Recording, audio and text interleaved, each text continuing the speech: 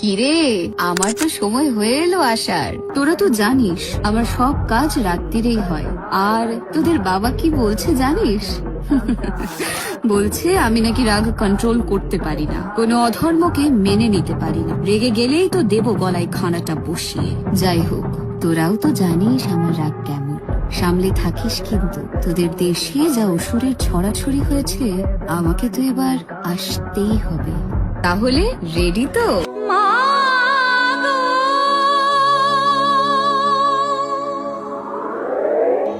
কারো